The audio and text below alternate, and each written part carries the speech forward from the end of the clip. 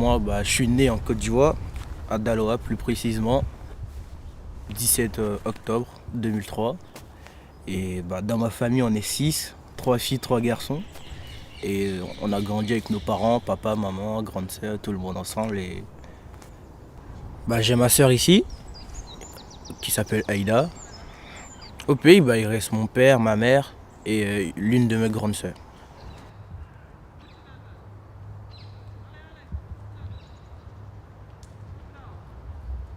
En vrai, là où j'ai grandi, la plupart des jeunes auxquels tu vas poser la question, je sais pas si c'est un rêve ou c'est un fantasme, tout le monde va te dire je veux aller à Paris.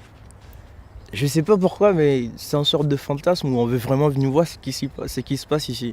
Donc tous les jeunes vont te dire Paris, France, tu vois. Et donc quand tous mes frères et sœurs sont sortis de la maison, je me suis retrouvé à peu près tout seul avec ma mère. Donc on était avec mon père et ma mère, on était tout le temps ensemble. Et un jour, il y avait un manque de frères et sœurs, j'étais tout seul. Je me suis dit, moi aussi je veux partir. Les parents ils ont dit non, ils ont essayé de me dire non, c'est pas bien. J'ai dit non, moi je veux partir. Bon, Avec quel âge? Est-ce que j'avais pas 13? J'allais sur mes 14 ans. Et après, même, je commençais à décrocher petit à petit à l'école parce que il y avait pas de frères et sœurs. Je sortais tout le temps, j'étais avec mes amis. Même il y avait des amis à moi qui allaient plus à l'école du tout, donc on était tout le temps ensemble. Donc, petit à petit, tu vas moins à l'école, tu vas plus du tout souvent même. Et donc je me suis dit moi aussi il faut que je parte. Ma mère elle a dit si c'est ça que tu veux, allez. Ça peut être bizarre de dire ça, mais je les ai vraiment pas laissé le choix, je pense. Ils avaient vraiment plus le choix parce que je commençais à être un adolescent, crise d'adolescence.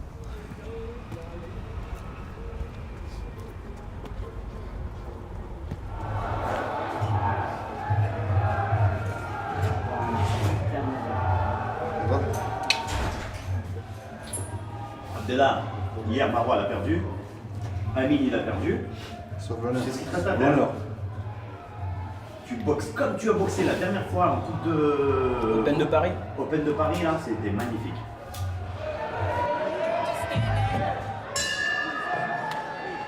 Première reprise. 1, 2. 1, 2, 3. 1, 2, 3, 4. 5. Tout ce que je sais faire, c'est la boxe. Je suis pas doué à autre chose. Ouais, la boxe.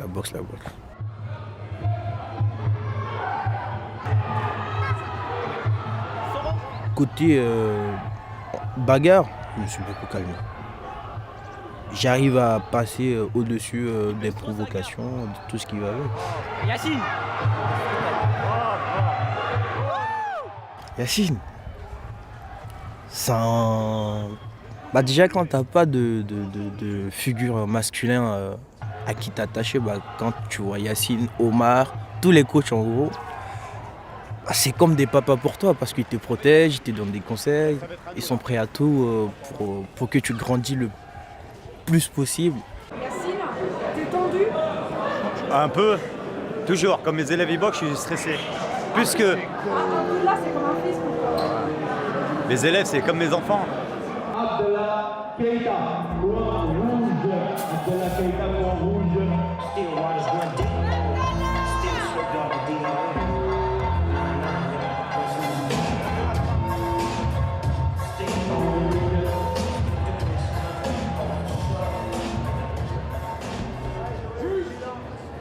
Première reprise.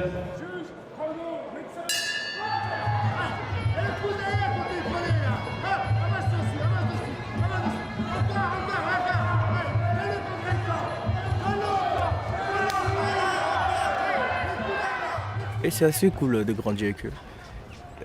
Parce qu'on grandit avec leurs enfants, on sort avec les enfants, et c'est assez cool.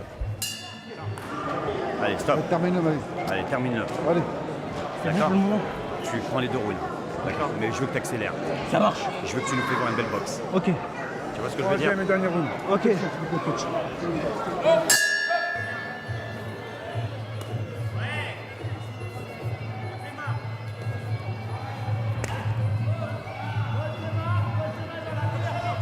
Et derrière,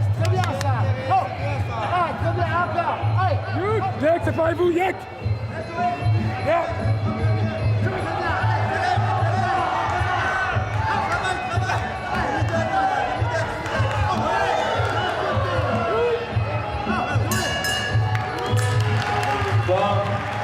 De la reprise.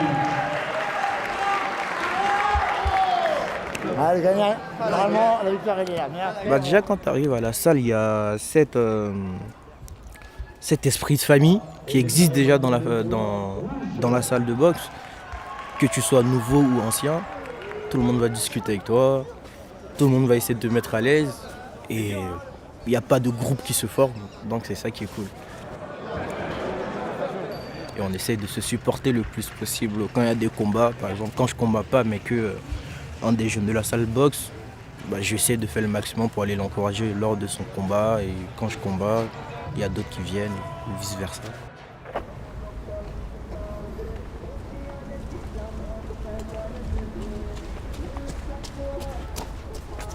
Le voyage ça a duré environ 3 semaines si je dis pas. 3 semaines? Ouais, si je dis pas de bêtises.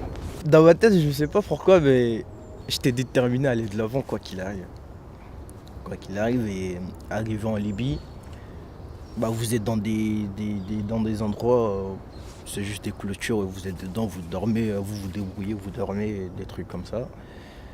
Et après, vous allez au bord de la plage et il y a des Libyens qui vous attendent, qui vous comptent et qui vous mettent dans des bateaux de fortune, des Zodiacs qui sont en plastique. Donc on met dans le plastique et si vous avez de la chance, vous rentrez. Si vous n'avez pas de chance, la police vous attrape. Vous allez en prison ou votre bateau se casse et si tu sais pas nager, c'est fini pour toi.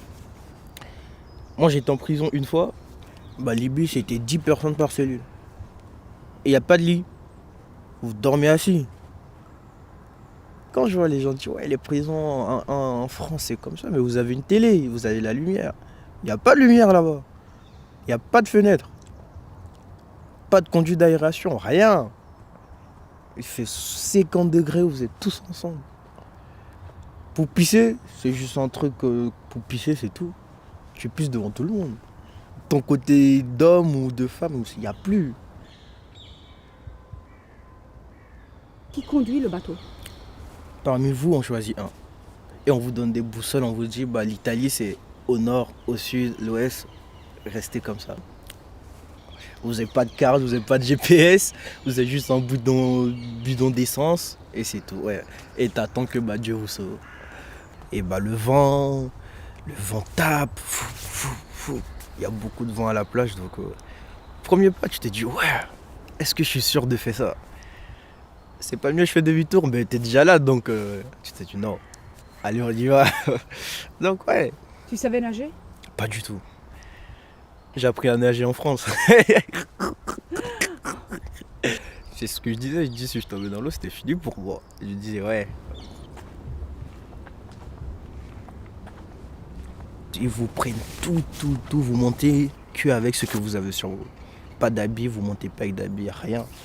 Vous montez, vous vous asseyez serré comme une boîte de sardines. Tu peux plus bouger. Si tu fais une erreur, tu tombes dans l'eau. Normalement, c'était 10 personnes dans le bateau, on était une 60aine. Là, vraiment, si je vous dis, j'ai pensé à ma famille, j'ai pensé à personne. Parce que t'es tellement angoissé que, surtout qu'il y avait une fille derrière moi qui a été blessée dans le bateau parce que c'est une bateau de fortune, il y avait des vis qui étaient là sans faire exprès, elle a mis son pied dessus et il y a quelqu'un qui s'est assis dessus. Quand tu t'assois, tu peux plus bouger. Et donc elle était obligée de rester comme ça pendant tout le voyage. Il faisait chaud. Il n'y avait pas d'eau, vous avez rien. Genre à un moment donné dans l'eau, tu vois rien. Que de l'eau. Ouais, il y a des moments où c'est traumatisant vraiment, où tu vois la mort, où tu vois des blessés. Ouais, moi j'ai vu pas mal de morts. Quand je disais à ma famille, je suis en Italie, personne ne me croyait, personne ne disait, mais c'est n'importe quoi.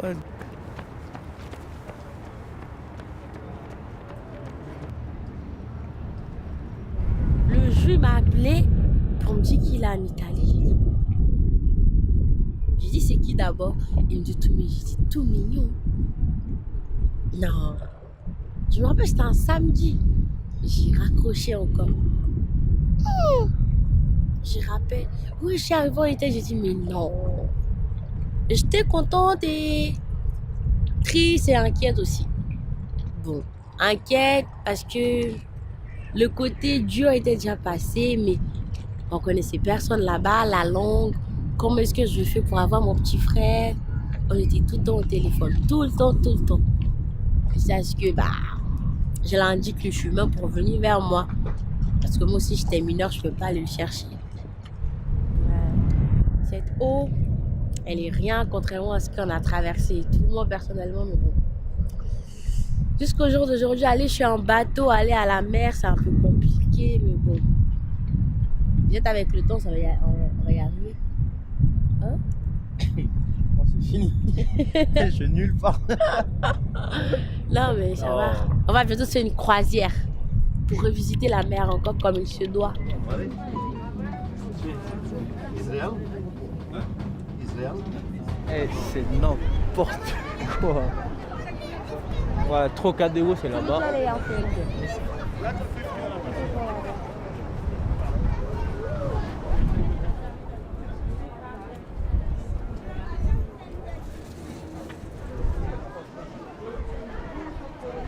Ça fait bizarre. La tête commence à tourner déjà. Eh Allah.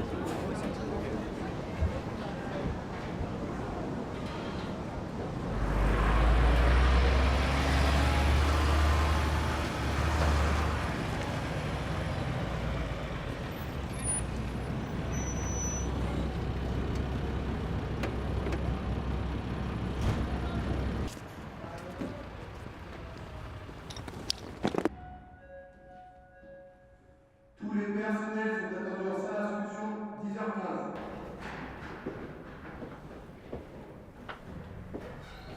Ah, les pompiers! J'ai une histoire assez particulière avec les pompiers parce que avant d'arriver en France, je suis passé par l'Italie. Et en arrivant en Italie, quand on a été enlevé dans les bateaux, tout ce qui allait avec, moi, c'est un pompier qui m'a sauvé. Et depuis ce jour, ça m'a vraiment marqué parce que je me suis dit, ouais, sans ce monsieur, peut-être je serais pas là. Et donc, je me suis dit, ouais, je vais être pompier. J'ai envie de sauver des gens aussi. Et... C'est là où il faut s'échauffer. Surtout les épaules, les coudes. Et puis on va te montrer.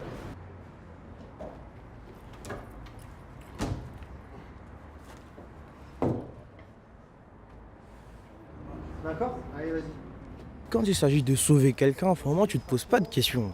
Parce que c'est ton côté humain qui rentre en jeu. Tes sentiments prennent le dessus, l'émotion prend le dessus, donc tu te poses plus de questions. Donc tu fonces à aller sauver la personne. Et après, quand tu redescends, tu réalises que ouais, j'ai fait ça quand même, c'était dangereux pour moi, pour lui. Ok, tu commences à te poser des questions, mais quand il se passe quelque chose, ton côté humain prend le dessus et tu fonces sans te vraiment poser de questions. Donc ouais, c'est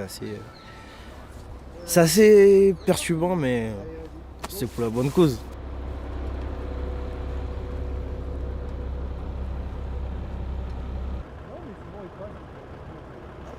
Je suis quelqu'un de assez